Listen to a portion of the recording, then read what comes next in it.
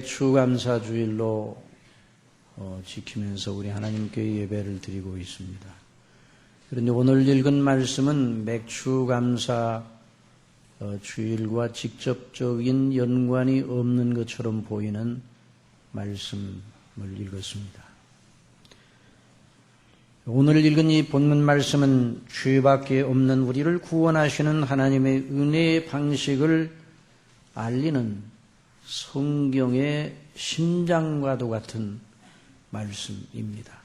특별히 로마서 3장의 말씀을 가리켜 러리존 목사님은 복음의 심장이라 그렇게 표현을 하였습니다. 모든 사람이 죄를 범하였음에 하나님의 영광에 이르지 못하더니 그리스도 예수 안에 있는 속량, 그리스도 예수 안에 있는 구속으로 말미암아 하나님의 은혜로 값없이 의롭다 하심을 얻은 자 되었느니라. 이것이 복음입니다. 고린도전서의 말씀은 그 복음을 믿게 하시는 하나님의 거룩하신 행사, 특별히 성령님의 거룩하신 역할에 대하여 말씀하는 매우 중요한 대목입니다.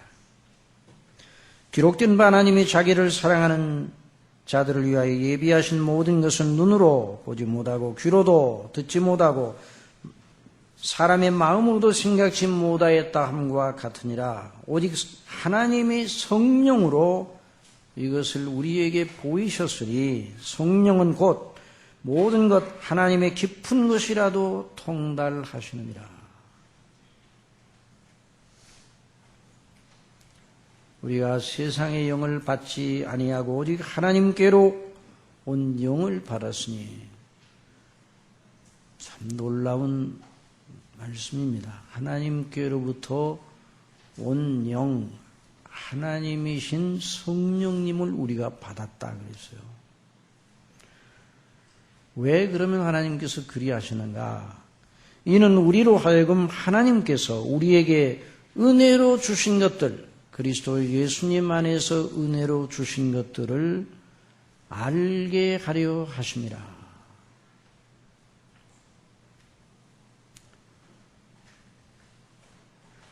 맥추절에 대한 말씀을 증거하지 아니하고 오늘의 말씀을 증거하니 여러분들이 생각하기에 좀 의아하게 생각했을지 모릅니다. 그러나 성경은 하나의 진리의 말씀이기 때문에 어떤 말씀이든지 서로 연관되기 마련입니다.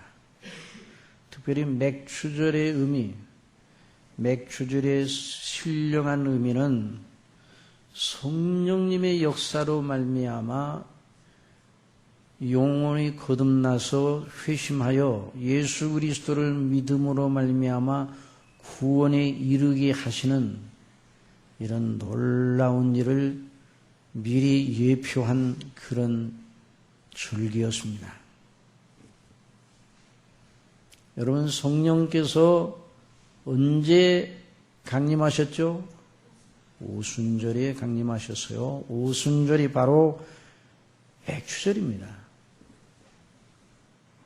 구약에서 맥추절은 77절, 7749, 그러니까 6월절로부터 시작해서 유대 달력은 6월절을 1월 1일로 삼아서 출애굽한 그 6월 바로 어린 양의 피로서 죽음의 사자가 그 어린 양의 피가 발려있는 문설주에 그 피가 발려있는 집은 뛰어넘었죠. 그 말이 6월이라는 말이에요. 6월. 그런데 그때부터 이제 이스라엘의 연표가 시작이 되었다 생각해서 그때부터 시작해서 77, 그러니까 77절, 맥추절이라고 합니다. 지금 77, 49, 그러니까 그 다음이 바로 50일, 오순절.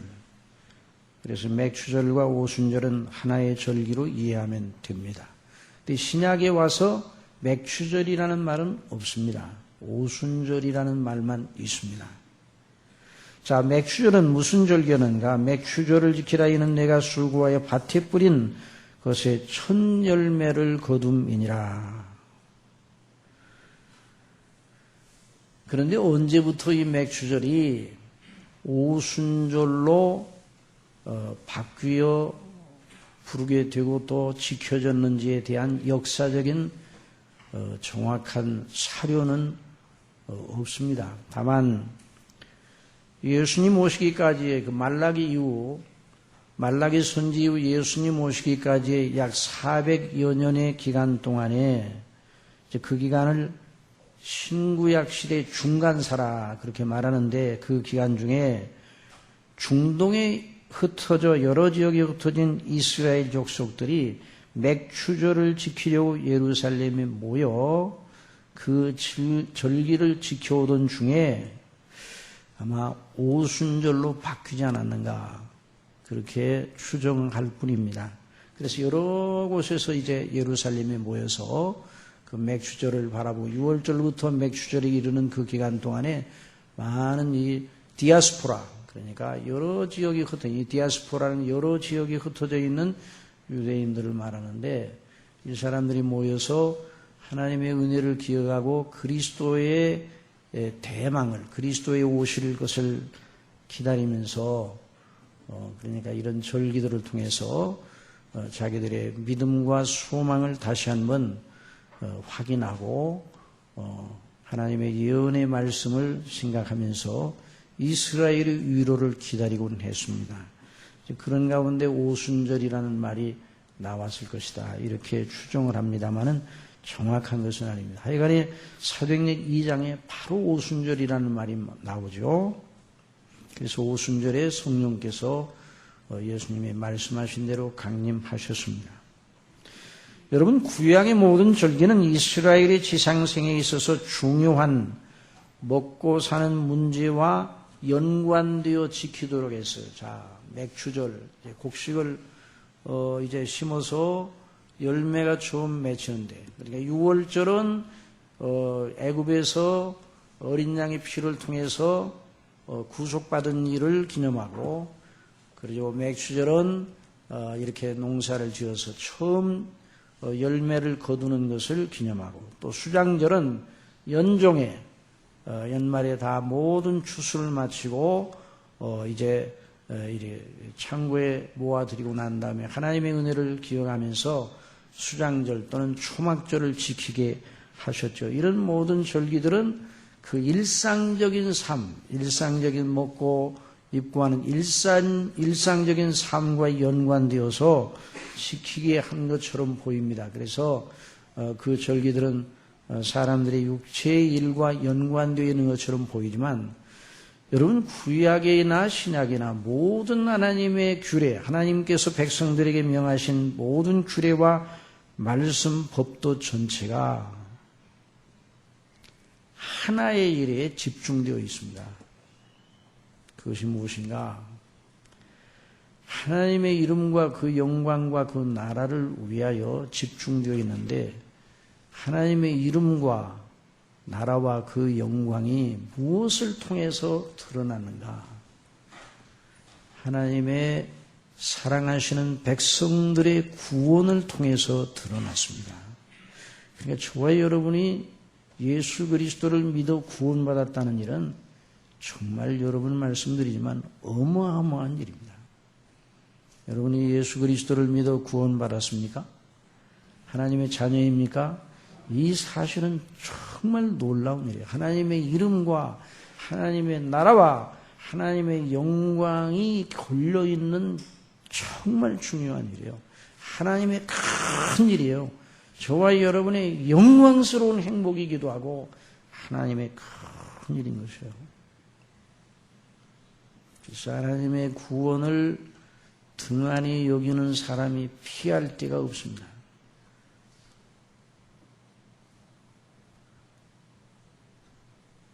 어찌 이 그 큰 구원을 등한히 여기리요? 그래서 우리 예수님께서 구약의 예언대로 성령님으로 잉태되셔 처녀에게서 아기로 나시어 자라나시고 때가 되면 백성들 앞에 자신의 모습을 드러내셔서 처음 발설하신 메시지가 무엇입니까?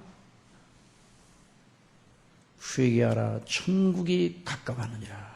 한번 따라합시다. 회개하라, 천국이 가까웠느니라. 자, 이 말씀을 바라셨어요. 세례 요한도 예수님보다 먼저 앞서 와서 회개하라, 천국이 가까웠다. 바로 그리스도의 나타나심을 예비하도록 백성들을 준비시켰죠.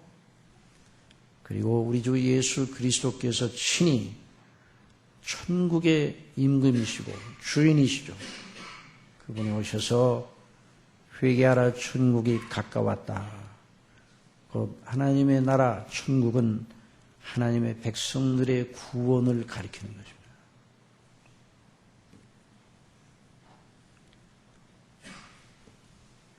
하나님께서 천지를 창조하시고 역사를 주관하시고 또 계속 일하고 계십니다. 오늘도 해가 떠서 하루가 시작이 되어 오늘 이렇게 모여 우리 하나님 앞에 영광을 돌리고 온 세계의 역사가 지금 계속 진행되고 있습니다. 이런 모든 일이 어디서 의미를 찾아야 되는가? 하나님의 목적이 이루어지는데 그 목적의 중심에 무엇이 들어있는가? 하나님의 나라가 들어있어요. 하나님의 나라의 백성은 누군가? 구원받은 하나님의 백성들입니다. 그러니까 천국이 가까웠다는 말과 백성들의 구원이 임하였다는 말과 동일한 말입니다. 참 이것을 우리가 잊지 말아야 돼요. 그러니까 하나님의 구원을 가볍게 여기면 그건 정말 가벼운 사람이에요.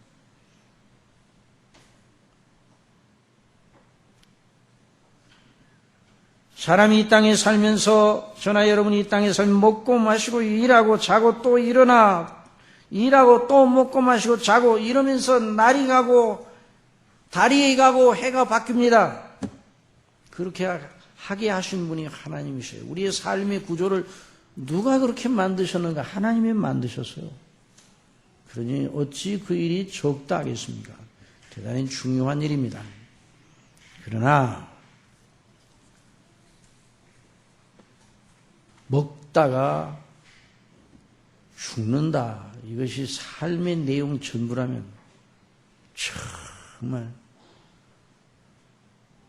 정말 그것이 바로 파멸입니다. 우리는 먹다, 살다, 죽으라. 그래서 이 땅에 태어난 것이 아니란 말이에요. 영원히 멸망하지 않을, 영원히 멸절되지 않을 영혼을 주시어 영원히 복되고 가치있고 영화로운 존재로 살라고 저와 여러분을 지으신 줄 믿으시기 바랍니다. 이 가치를 바라보고 살라고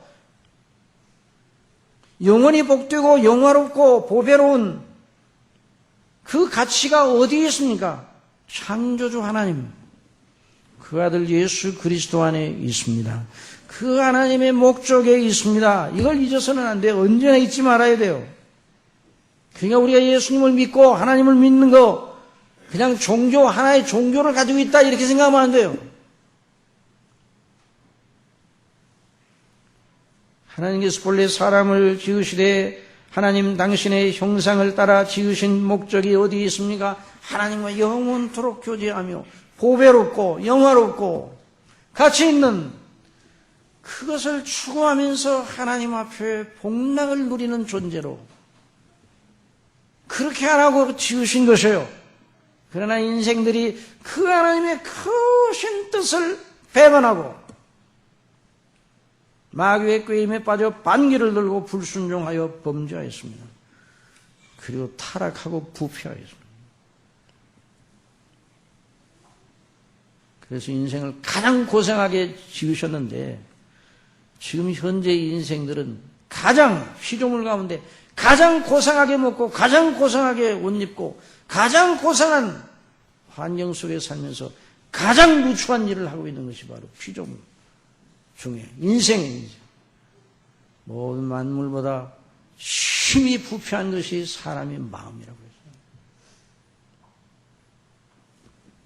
그 아름다운 빌딩을 쳐놓고 그 안에서 사람들이 일을 하는데 뭘 위해서 일을 하느냐 보면 먹고 마시고 입고 먹고 마시고 입고 계속 먼지로 돌아갈 일만을 위해서 허무한데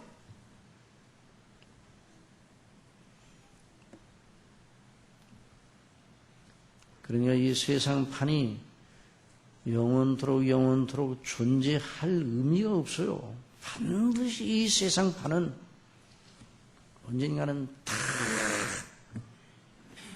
녹아진다는 것을 여러분 잊지 마시기 바랍니다. 그런데 왜 이 세상판을 이 허무하게 인생들이 썩어진 왜 모든 피조물이 종로하고 허무한데 굴복하는데 왜 하나님께서 이 역사를 진행해 나가시는가? 딱 한 가지예요. 하나님의 사랑하시는 자들을 구원하셔서 그들로 자기 나라를 삼으시고 백성으로 삼으셔서 영화롭게 하기 위해서 그들을 통하여 영원히 찬미와 영광을 받으시기 위해서 그리하십니다.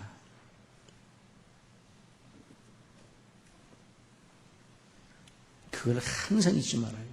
그걸 항상 복습해야 돼요.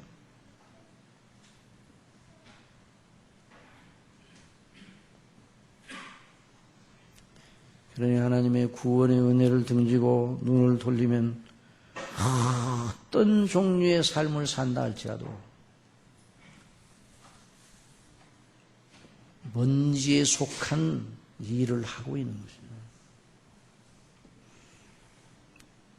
그런 사람은 결국 허무의 바다에 빠져 허우적거리다가 영원한 하나님의 진노의 불 속에 들어가게 되어 있어요.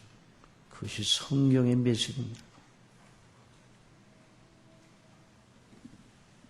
그 인생의 비참을 막았을 대안이 오직 하나님의 아들 예수 그리스도와 그 십자가에 못 박히심 속에 있습니다.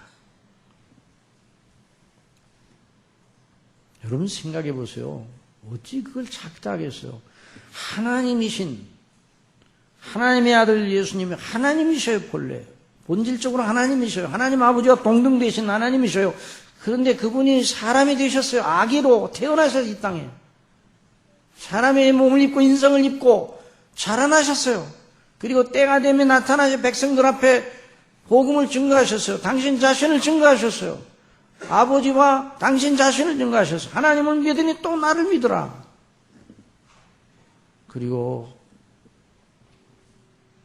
나를 믿는 자는 영생을 얻는다고 말씀하셨는데 그 말씀이 효력을 가지기 위해서 십자가에 못 박혀 죽으셨습니다. 어찌 이를 작은 일로 여겨야 되겠습니까? 그러니까 인생이 사는 목적이 바로 어디 있느냐? 그리스도를 만나지 않고는 인생이 사는 목적을 알 도리가 없어요.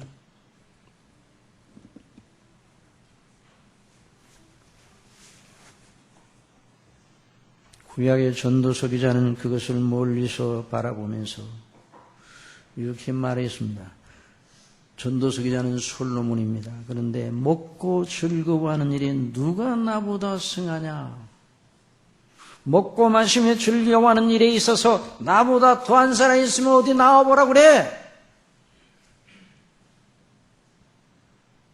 자기를 자랑하기 위해서 그 말하는 것이 아니에요. 먹고 마시고 즐거워하는 일에 나보다 나은 사람이 없지만 그것이 나의 전부라면 정말 헛되고 헛된 것이다. 바람을 잡으려는 것이다. 이렇게 말하고 있어요.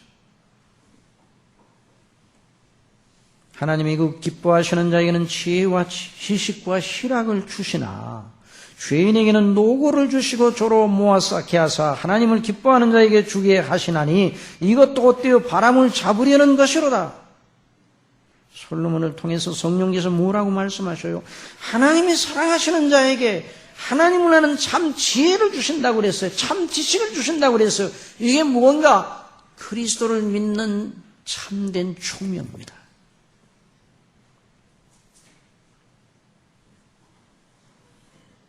희락이 무엇인가? 그리스도 안에 있는 참된 희락입니다. 여러분 믿으시기 바랍니다. 그리스도 안에 참된 희락이 있습니다. 그리스도 안에만 방황이 멈춰지는 거예요. 예수님을 만나 그 그리스도 안에서 하나님을 알고 하나님의 사랑을 알게 되고 그 구속의 은혜, 구원의 은혜를 알게 될 때 방황이 딱 멈춰지는 거예요. 더 이상은 없어요. 예수님보다 더 이상 나갈 데가 없어요. 바로 예수님이 바로 그분이셔요.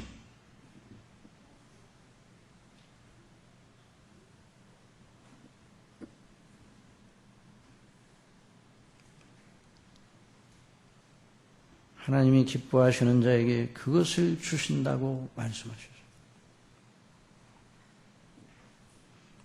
솔로몬은 만일 먹고 마시고 즐거워하는 일이 있어서 나보다 뛰어난 사람이 있다 할지라도 그것이 무슨 유익이 있겠는가? 솔로몬은 하나님이 기뻐하시는 자와 죄인을 서로 대조시켜 말하고 하나님이 기뻐하시는 자에게는 지혜와 참 지식을 주고 참된 희락을 주지만 그러나 죄인에게는 노고를 주신다고, 노고. 그래서 모아 쌓게 하시고 그 쌓은 걸 다 하나님 기뻐하시는 자에게 주도록 또 하나님의 섭리 속에서 그러니까 아무 유익이 없는 일을 위해서 평생을 살게 내버려 두신다는 거예요. 사랑하시는 성도 여러분, 모든 사람들이 다 죄인입니다. 저와 여러분도 본질상 진노의 자녀였습니다. 그런데 저와 여러분은 잘한 것도 없고 내세울 것도 없고 무슨 돌을 닦다가 그 공로로 예수님을 믿은 것도 아니에요. 그렁저렁 먹고 마시며 다른 사람들과 똑같이 가증스러운 일을 하며 세상을 살고 있었어요. 그런데 하나님께서 저와 여러분을 사랑하셨다는 이 한 가지가 저와 여러분의 운명을 바꿔 놓았습니다. 여러분, 이걸 잊지 말아요. 하나님께서 기뻐하시어 참된 지식과 참된 지혜를 주시어 구원 받을 자가 누구인가? 솔로몬은 그들을 가리켜 하나님이 기뻐하시는 자라고 그래요. 그들은 창조주 하나님을 알고 자기의 영존하는 영혼의 행로를 걱정하고 하나님의 심판과 진노를 얻고 알고 오직 그리스도 안에서만 하나님의 자비와 긍휼과 사랑과 구원과 영생이 있다는 걸 알고 그분에게 자신을 맡기는 사람.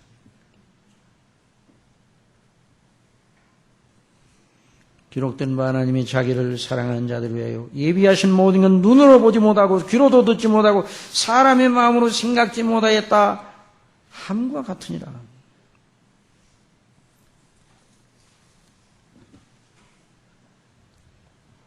정말 사람들은 이상향을 꿈꿔서 이상향을 그래가지고 이상향 서양에서 유토피아 동양에서는 무릉도원 이상향을 꿈꿨어요. 그러나 그걸 가만히 들여다보면 다 세상을 연장시킨 거예요. 먹고 마시고 즐거워하는 거 그 전부예요.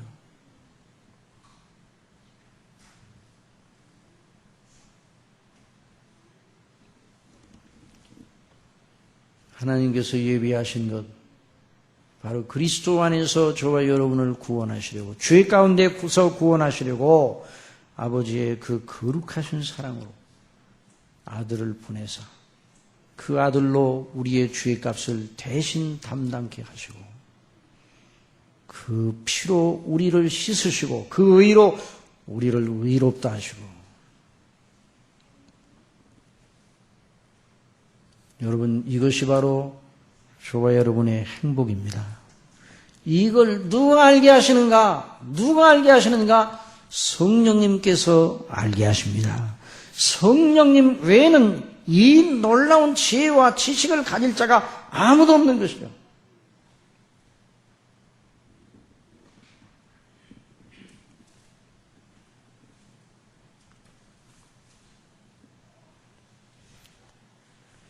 그러므로 성령님의 가르치심을 따라서 그리스도를 아는 것이야말로 너무너무 영화로운 것입니다. 그 사람이 바로 하나님의 기뻐하시는 사람이에요. 정말 다시 한번 말씀드리지만 먹고 마시고 입는 일은 정신이 팔려 혼통 그러다가 흙으로 돌아갈 것을 위해서 살아서는 합니다.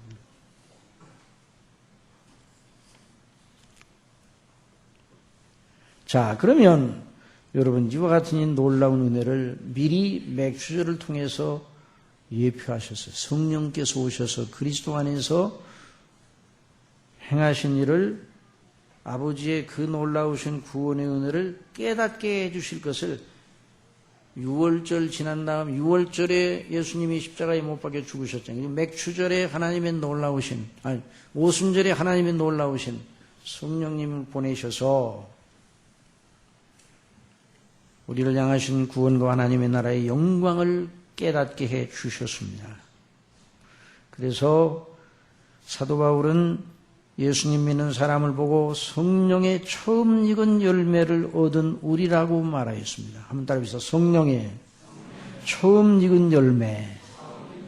예, 성령의 처음 익은 열매를 지상에 있는 우리가 받았습니다.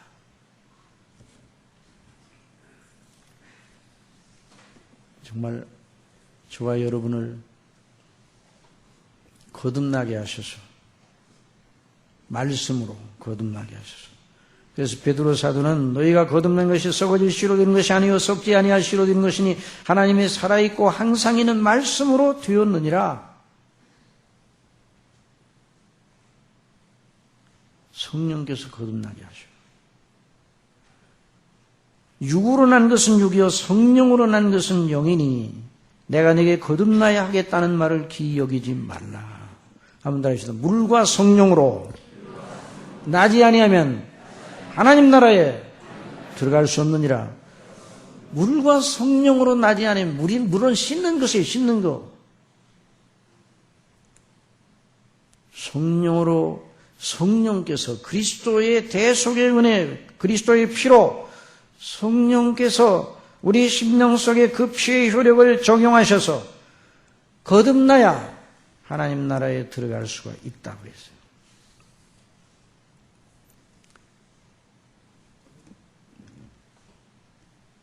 정말 이 거듭남이라는 건 놀라운 진리예요.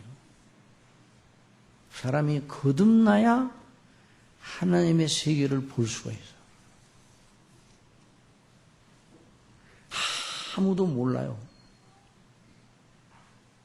인류 역사상 최고의 선각자로서 참 인생의 참된 지혜를 깊이 연구하던 철학자들, 인간의 죽은 다음의 존재에 대해 나름으로 깊이 묵상하고 연구하던 도를 닦고 연구하던 이방 종교의 지조들 다 그들 나름대로 진지했습니다. 지혜를 구하기 위해서 애썼습니다.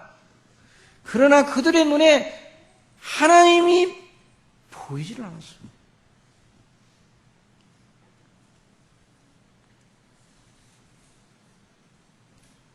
누가 하나님이 보이기 시작하는가? 누가 하나님의 존재에 대해 눈이 떠지게 되는가? 철학적인 신이 아니라 살아 역사하시는 하나님, 천지 만물을 창조하시고 사람에게 생명을 주시고 모든 만물에게 필요한 은택을 부으시는 그 하나님, 살아 역사하시는 인격적인 하나님을 아는 사람은 누구인가? 거듭난 사람밖에 없습니다. 그 사람밖에는 없는 것이에요.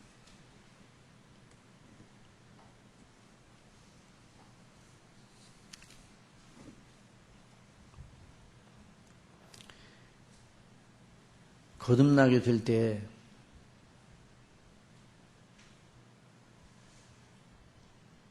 어떤 표징이 나타나는가? 가장 확실한 것은 하나님이 살아계시다는 것이 실감나게 믿어지는 겁니다.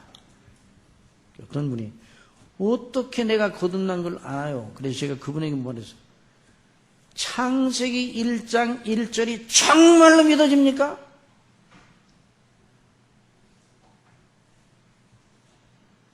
여러분에게 묻겠습니다. 창세기 1장 1절을 여러분 정말로 믿습니까?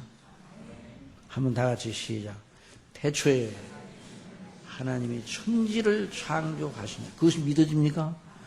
그것이 여러분의 모든 마음의 사상과 모든 마음의 그 기반에 그 진리가 주장합니까?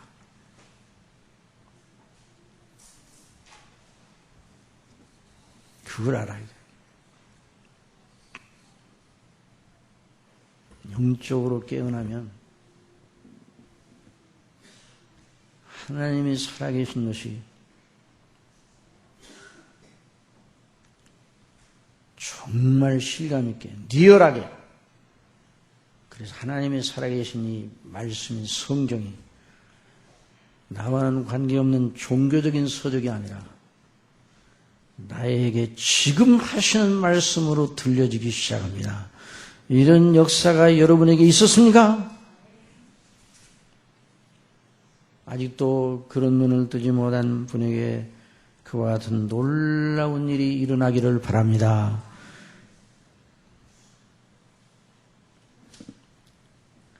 성령으로 말미암아 죽어있던 영혼이 깨어나야 비로소 하나님의 일, 영적인 일에 대한 눈이 열리기 시작한다는 말입니다.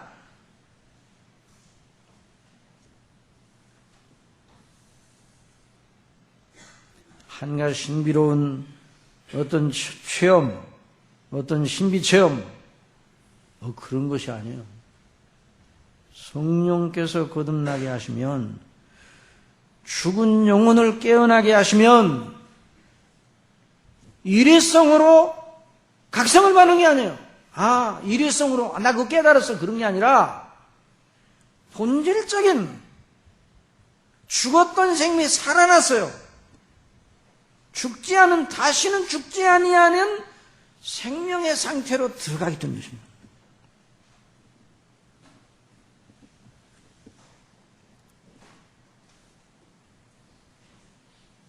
그래서 하나님의 말씀이 정말 믿어지게 되는 거예요.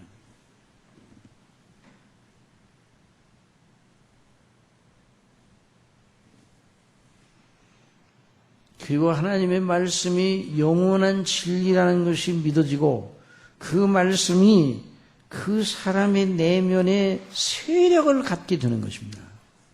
그러니까 하나님께 대한 눈이 떠지면 자기가 누구인가에 대해서 비로소 알기 시작합니다.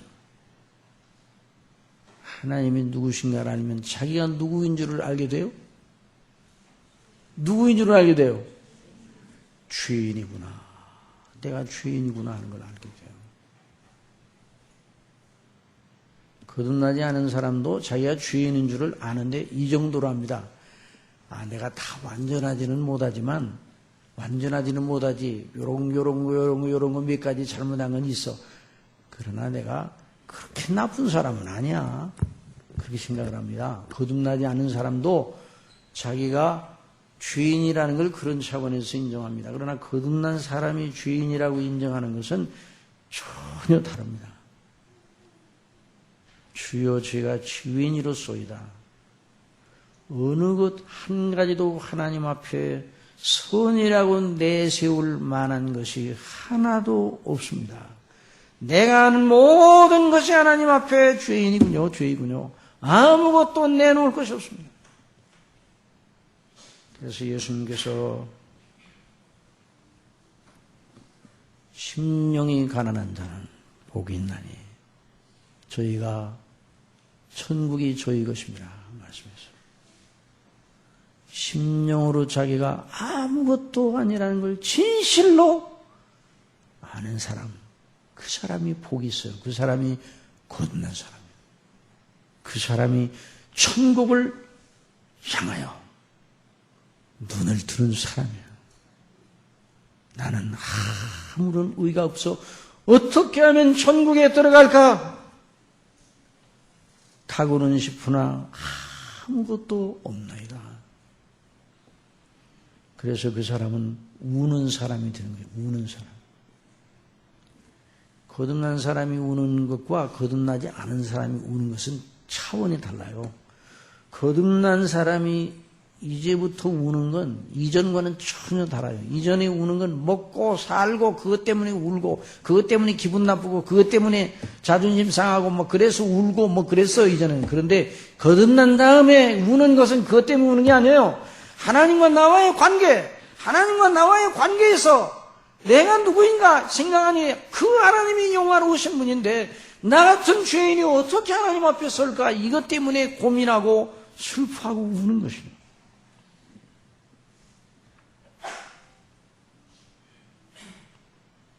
그 사람 속에 그리스도의 복음이 그 사람을 주장하는 내면의 원리가 되는 것입니다.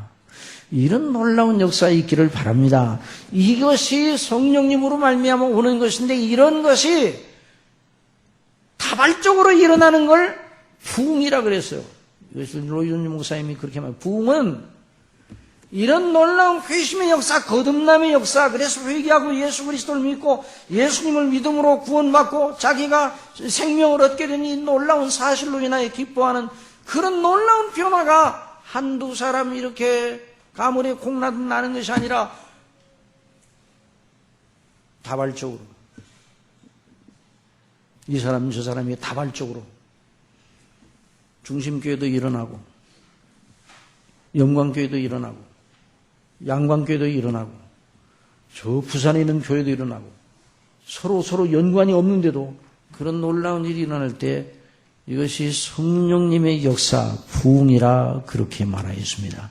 이런 역사가 한국교회에 일어나기를 바랍니다. 이런 역사가 우리 교회에 일어나기를 바랍니다. 그러니까 어느 한 사람도 사람의 힘으로 자신 스스로의 힘으로 그리스도인 될 사람이 없어요. 어느 한 사람도 남을 그리스도인 만들 자도 없어요. 사람이 하는 거 아니에요. 사람이 거듭나고 구원하시는 일은 누가 하시는 겁니까? 하나님만 하시는 거예요. 사람은 못 하는 거예요. 사람이 그리스도인을 만듭니까? 못 만드는 거예요. 교회 성장에 많이 모이고 막 굉장히 구름대처럼 모이면 그게 부흥인가? 그게 부흥이 아니에요.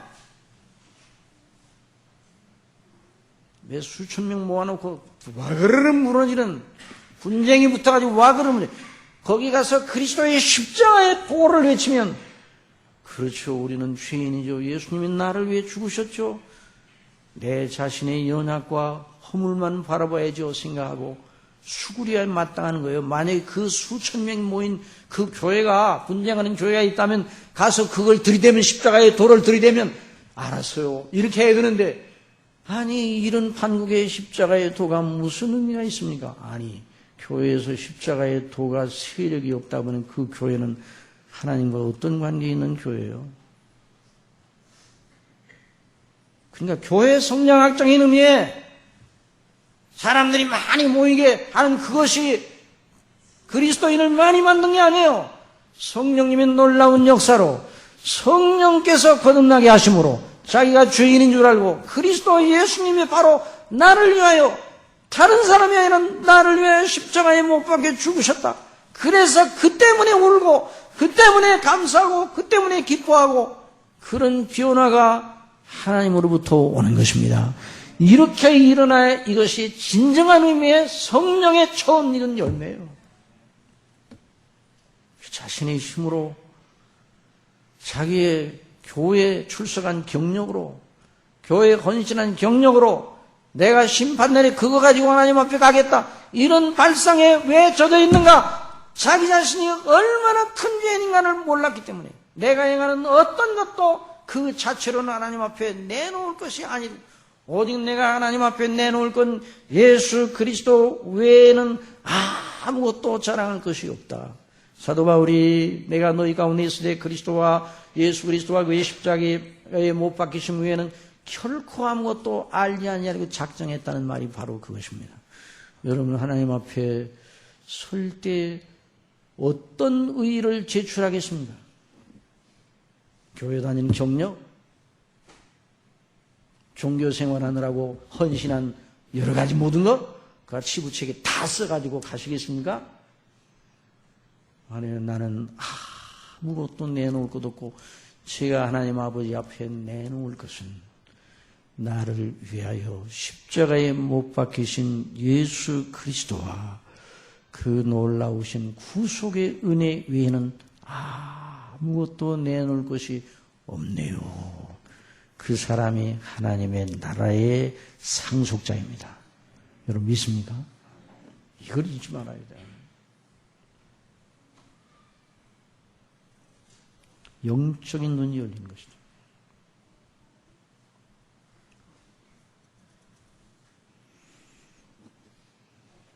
그래서 모든 사람이 죄를 범하였음에 하나님의 영광에 이르지 못하더니 그리스도 예수 안에 있는 구속, 그리스도 예수님 안에 있는 속량으로 말미암아 그 피로 말미암아 하나님의 은혜로 값없이 의롭다 하심을 주시는 하나님의 은혜의 영광으로 인하여 깨어난 사람,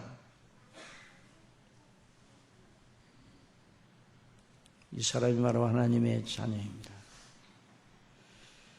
요즘요 예수 그리스도를 믿음으로 말미암아 값없이 의롭다 하심을 받는다는 이 이신칭의 교리 한번 따라해보세요. 이신칭의 좀 어려운 말이에요. 믿음으로 말미암아 이신 한자어로 그래. 믿음으로 말미암아 칭의 의롭다고 칭해 주시는 하나님의 놀라운 복음의 그 핵심을 그렇게 표현한 거예요.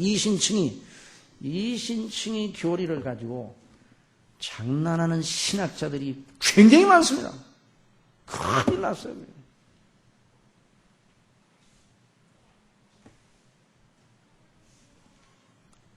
이 사람들은 하나님의 종들이 아닙니다.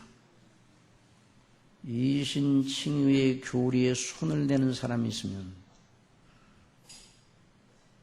이신칭의 교리의 핵심은 뭐예요? 그리스도의 외에는 나를 하나님 앞에 세울 것이 없고 그리스도의 의를 하나님께서 내게 전가시키셔서 내 것인 것처럼 여기셔서 하나님 아버지께서 죄밖에 없는 나를 의롭다고 선포해 주셨다. 이 진리 아닙니까? 그러니까 하나님의 은혜의 영광만 나는 자랑할 뿐이다. 이 진리가 그래서 이신칭의 교리는 뭐예요? 예수 그리스도께서 하신 일이 내가 하나님 앞에 서기에 완전하고 충분한 조건을 다 이루셔서 아버지께서 그것으로 나의 것으로 삼으셔서 나를 의롭다고 선포해 주셔서 나는 정죄에서 벗어나고 지옥에서 완전히 다 벗어나고 자유롭게 되어 영생을 얻은 하나님의 자녀가 되었다. 이 내용 아닙니까? 근데 여기에다가 손을 대서 뭐를 더하거나 빼면 그 사람은 사단의 종입니다. 다른 복음입니다. 아무튼 다른 복음은 없나니? 다른 복음 없어. 우리가 너희에게 전해준 복음 외에 다른 복음은 없나니 우리나 천사들이라도 다른 복음을 전하면 저주를 받는다고 말씀을 했어요. 그런데 신학의 이름을 가지고 교묘하게 의롭다 하심을 받은 이후에 다른 의를 첨가해야 구원이 확실한 것처럼 얘기하는 이런 신학자들이 있어요. 그러니까 그런데 그것이 많이 먹혀 들어가고 있다는 말입니다.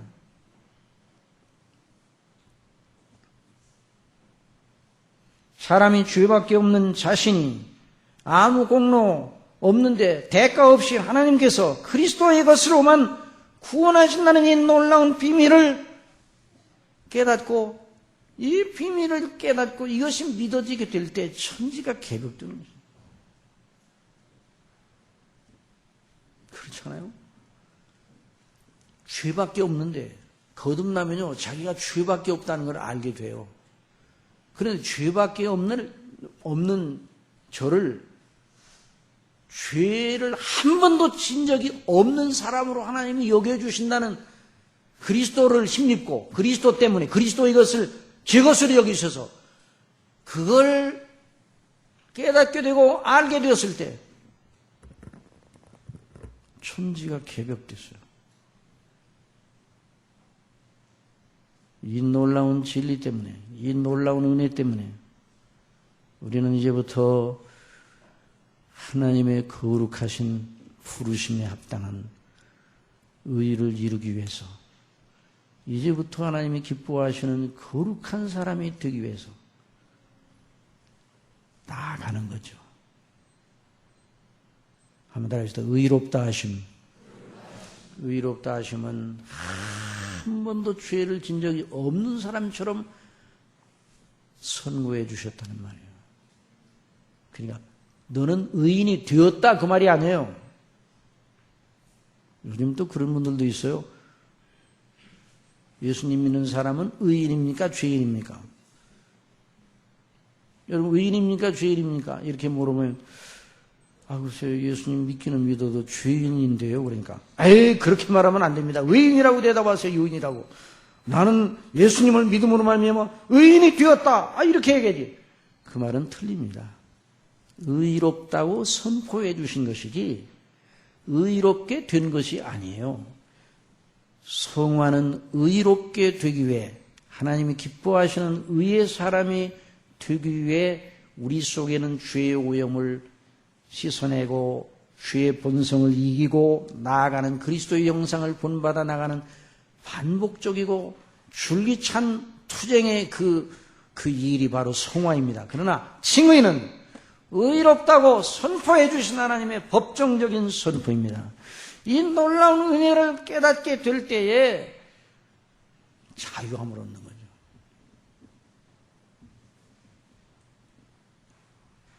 교회를 섬기는 일이 구원받기 위한 것이 아니라 구원받았기 때문에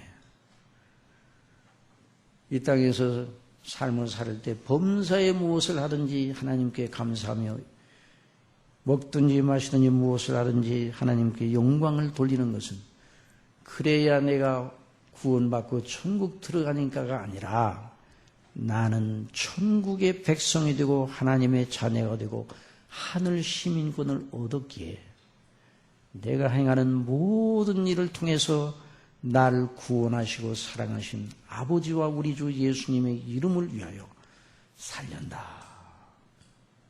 그게 자유한 사람. 이런 자유한 사람으로 섬기는 역사에 있기를 바랍니다. 그런 사람으로 충만한 교회가 하나님이 기뻐하시는 교회예요. 그 교회를 통해 진정으로 하나님의 역사가 나타나고 하나님의 이름이 드러나는 일이 나타날 겁니다. 이런 역사에 있기를 바랍니다. 그러니까 평생 이 우리를 구원하신 의롭다 하신 이 하나님의 은혜의 영광이 무엇인가를 평생 더 알기 위해서 나가는 게 신앙생활이에요. 그것이 바로 성화의 원동력이에요. 그것이 바로 영원히 우리가 저 천국에 가서도 나 같은 죄인을 의롭다고 하신 하나님의 그 사랑과 그 말로 할 수 없는 그 은혜가 무엇인가를 영원토록 알아가기 위한 것, 이것이 바로 영생의 내용입니다. 한번 따라합시다. 영생은 참 유일하신 하나님과 그 보내신 자 예수 그리스도를 아는 것이니라. 그러니까 그 속에 그 말이 다 들어있는 거예요. 이런 역사에 있기를 바랍니다. 이런 은혜 가운데 늘 기뻐하시고 영광을 돌리시고, 우리가 점심을 먹을 때도 아이고 짧고 맵네 이렇게만 얘기하지 말고 오늘 받은 은혜 너무나 감사하고 정말 나 같은 죄인이 구원을 받았더니 너무너무 큰 은혜를 받아 서로 은혜를 나눠야 돼요.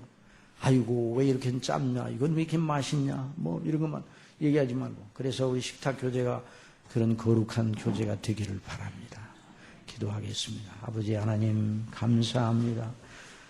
아무리 생각하고 생각해도 사람의 생각으로는 도저히 믿겨지지 않는 일, 우리 주 예수님을 통해서 저희를 온전히 용서하시고 죄밖에 없는 저희를 완전한 의인처럼 여겨주시어 그리스도의 의를 우리에게 덧입혀 전가시켜 주셔서 의롭다 하신 이 놀라운 아버지의 이 놀라운 은혜, 이걸 누가 압니까? 아버지 하나님 성령께서만 이것을 알게 하신다고 말씀하지 않으셨습니까? 성령님, 저희들을 가르쳐 주셔서 이 비밀의 영광이 무엇인가 더 알게 하여 주옵소서. 아직도 거듭나지 못해서 신령한 자만 이 비밀을 알게 되고 받는다고 그랬는데, 아버지 하나님, 육체에 속하여 아직 거듭나지 못한 상태에 있으면 이것을 깨닫지 못하고 미련하게 보인다고 말씀해 주셨는데, 우리 성도님들 가운데 거듭나지 못하여 너무나 힘든 그런 길을 가고 있습니까? 성령께서 눈을 띄워 주시옵소서. 거듭나게 하여 주옵소서. 자기가 죄인인 것을 알고 그리스도의 대속의 은혜, 그 크신 영광이 무엇인가를 깨닫게 해주시고 그리스도 안에 있는 은혜의 자유함을 얻을 수 있도록 해주시고, 이미 받은 은혜 받은 사람들은 이제 하나님의 거룩하신 부르심대로 그리스도의 형상을 본받기 위해 싸워 이겨나가는 그런 놀라운 역사가 있게 해주시고, 아직도 교회 밖에 있는 수많은 사람들이 있는데 그들에게 증거하는 전도자들이 될 수 있도록 저희들 주장하여 주옵소서. 예수님의 이름으로 기도드리옵나이다.